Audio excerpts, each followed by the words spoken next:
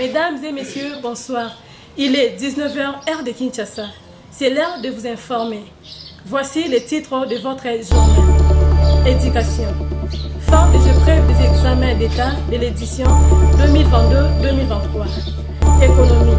La hausse des prix de biens de consommation dans la ville-province de Kinshasa. Une fois de plus, bonsoir.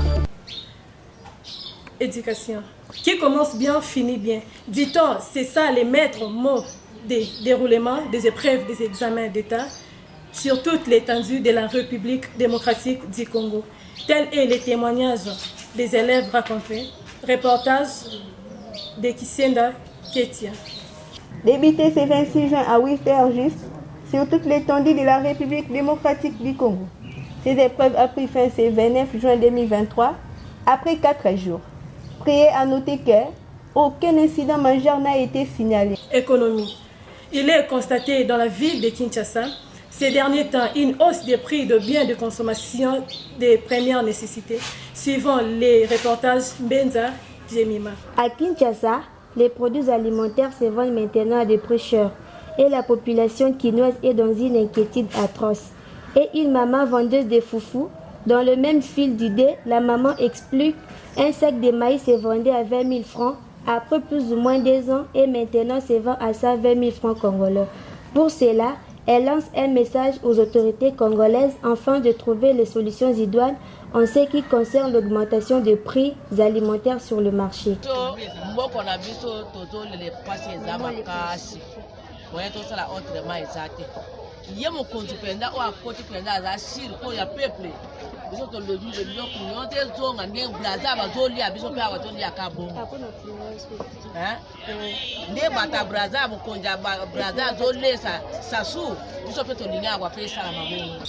Environnement.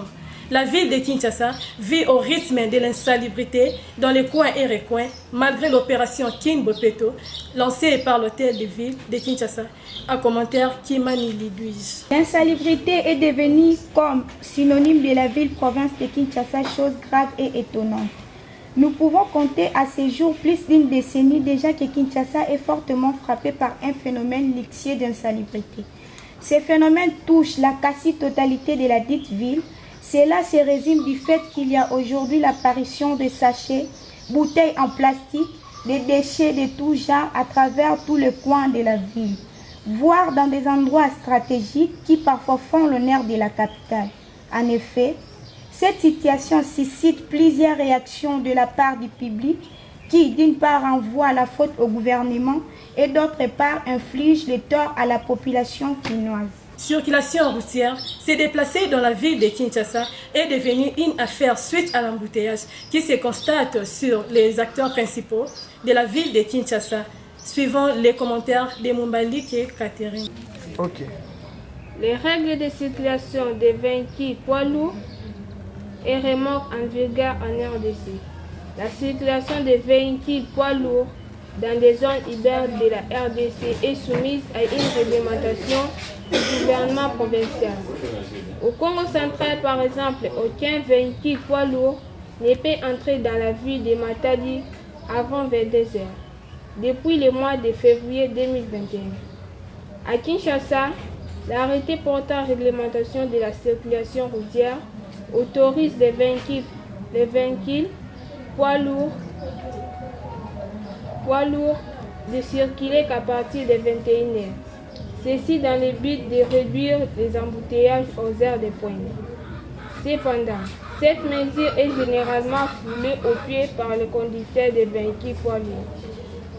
Cela a comme conséquence des embouteillages dans certains carrefours et occasionne aussi des accidents de circulation routière.